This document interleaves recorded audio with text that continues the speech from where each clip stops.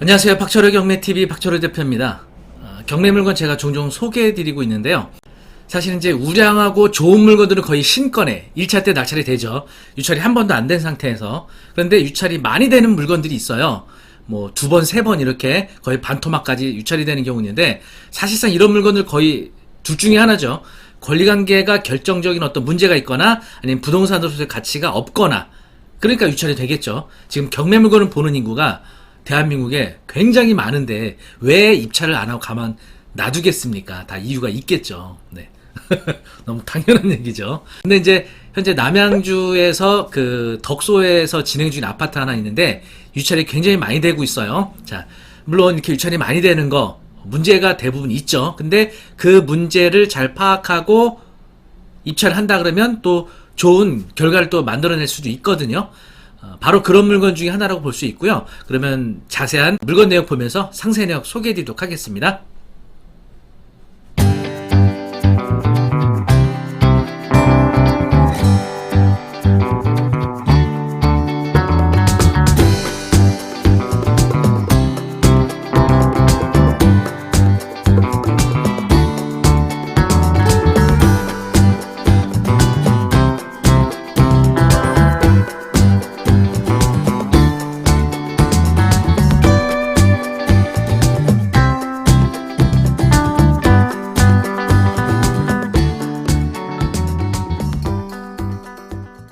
의정부 2021타경 74743입니다.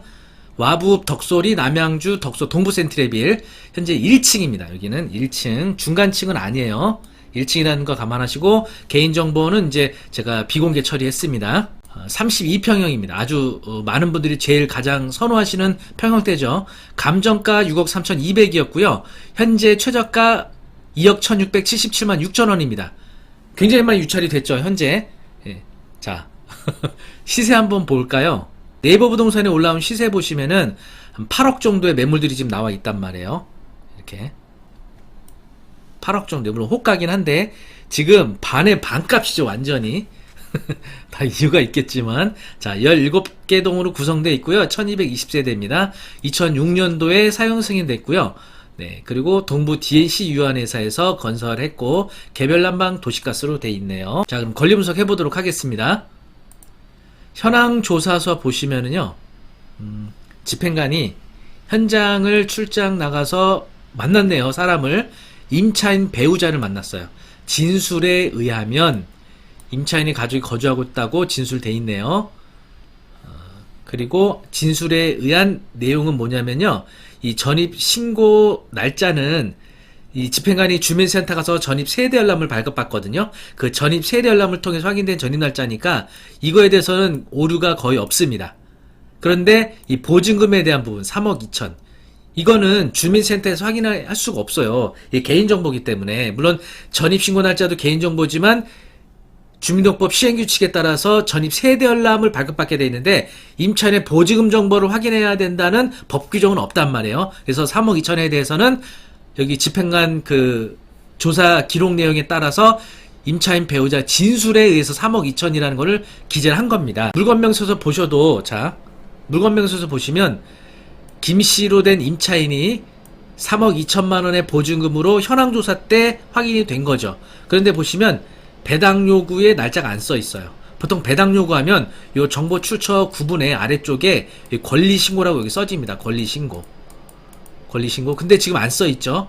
배당 요구 안 했기 때문에. 그런데 보시면 최선 순위 설정, 말소 기준 늦기가 되는 2019년 7월 19일 근저당하고 임차인이 전신고 날을 비교해 보면 임차인의 전입 신고 일자가 빠르단 말이에요. 이런 임차인은 대항력을 주장할 수 있는 임차인이죠.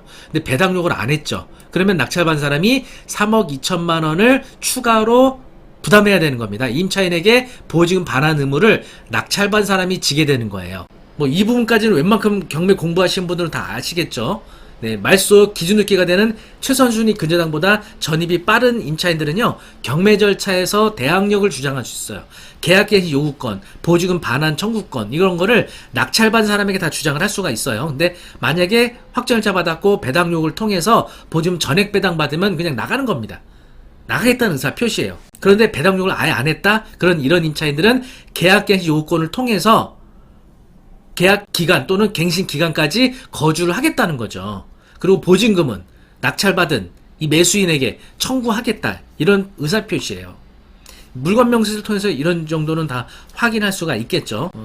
저 같은 강사분들이 지금 워낙 많이 활동하다 보니까 이런 정도 권리분석 물건에는 이제 입찰들을 안 하죠. 네, 예전 같으면은 유찰이 이렇게 많이 되다 보면은 이게 웬 떡이냐, 엄청 저렴하다 그러고 중간에 막 낙찰받고 대금 납부 못하고 입찰 보증 몰수당하고 막 이런 일이 반복됐거든요. 근데 지금은 이제 저도 열심히 활동하고 또 경매 관련된 분야에서 또 많은 강사분들이 열심히 활동하셔서 이런 기본적인 정보는 어느 정도 무료로 다 알려주고 하다 보니까 웬만한 이제 경매하시는 분들은 이런 권리 분석 정도는 아마 하실 수가 있게 됐다. 이렇게 보는 거죠. 그러니까 경매 권리 분석에 대한 수준이 상당히 높아졌다. 이렇게 생각이 좀 듭니다. 자, 그런데 여기서 조심할 거. 현재 최저가 2억 1,600 기준에서 한 2억 2천 정도에 낙찰받고 3억 2천을 부담하게 되면 5억 4천에 취득하는 거죠. 호가 대비 거의 한 2억 6천 정도 저렴하게 취득을 하게 되는 거죠. 단순 생각하면 이런 계산법은 나오는데 사실상 그 3억 2천만 원이라는 게 함정이 뭐가 있냐면 첫 번째 진술에 의한 거예요. 그래서 실제 임대차와 좀 차이가 있을 수 있는 겁니다. 물론 그 임차인의 배우자분이 거짓으로 어떤 의도를 가지고 했다고 보기는 어렵지만 착오에 의해서 잘못 얘기할 수도 있는 거잖아요. 그럼 3억 2천보다 더 많을 수도 있고 적을 수도 있는 가능성이 있다는 거, 이거 하나가 있고요. 또 하나는 이분이 2018년도 8월 30날 최초 전입하고 들어갔단 말이에요. 그러면 만기가 되는 2020년 8월 달에 갱신했을 가능성이 있죠. 그런데 보면 2019년 7월 29일에 근저당이 설정됐거든요. 그래서 근저당 설정 이후 증액한 만약 보증금이 있었다면 그거는 대항력을 주장할 수 없는 거죠. 네. 여기 이해되셨나요? 이런 내용들은 공부를 조금 더 하셔야 되겠습니다. 네. 어쨌든 이 임차인의 보증금이 3억 2천이 명확하다면 입찰 들어가서 매우 저렴하게 낙찰받을 수 있다. 그리고 어떻게 보면 이거는 그냥 갭 투자예요. 어차피 사실 지금 대출이 어렵잖아요. 특히 그 다주택자분들은. 그런데 이런 경우에는요. 경매는 일단은 낙찰받고 45일 안에 자금 납부하고 명도 끝내고 전세 임차인을 들이면서 보증금으로 투자금을 회수하게 되는 방식 아니겠어요? 일단 낙찰받으면 45일 안에 낙찰 대금 전액을 납부해야 돼요. 그러니까 돈이 부족하다 보니까 그때 대출을 이용하는 건데 이런 물건들은 아예 임차 보증금을 인수해야 될 걸 감안해서 유찰이 돼 있잖아요. 그래서 2억대의 낙찰을 받으면 대출을 이용하지 않더라도 아주 적은 돈으로 8억 호가, 8억 하는 아파트를 2억대로 취득하는 거예요. 3억 2천이라는 보증금을 갭으로, 갭 투자가 되는 거죠. 오히려 적은 돈으로 투자할 수 있는, 사실상 임차인의 진술이 없었다면 전혀 보증금 정보를 알 수 없잖아요. 그럼 입찰하기 어렵죠. 그런데 이 배우자분이 집행관에게 진술을 통해서 3억 2천만 원이라는 정보가 현황조서서에 공개가 돼 있기 때문에 이걸 감안해서 입찰을 하게 되는 거죠.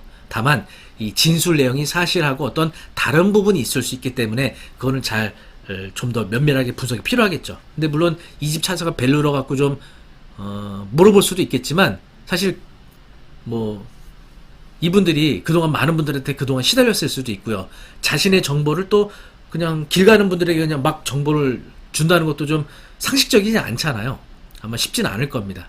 네, 어쨌든 그래서 이런 물건들을 3억 2천에 대한 어떤 조금 더 면밀한 분석과 또 용감한 결단력 이런 걸 통해서 시세보다 저렴하게 살 수 있는 아파트다 이렇게 생각이 됩니다. 물론 어떤 분들은 아주 평이하고 쉬운 물건들 이렇게 하셔도 됩니다. 네. 지금 어차피 아파트 경매 경쟁률과 낙찰가 낮아지고 있으니까 네, 지금 시도하시면 뭐 5천, 1억 정도는 쉽게 싸게 살 수 있는 그런 물건들이 있어요. 근데 어쨌든 이렇게 조금 난이도 있는 물건을 도전하시게 된다 그러면 더 저렴하게 살 수 있는 기회를 잡을 수도 있습니다. 다만 조금 더 면밀한 분석이 필요하다. 다시 한번 강조드리겠습니다. 네, 어떻게 도움 많이 되셨나요? 네, 영상이 도움이 되셨다면 구독, 좋아요 부탁드리겠습니다. 감사합니다.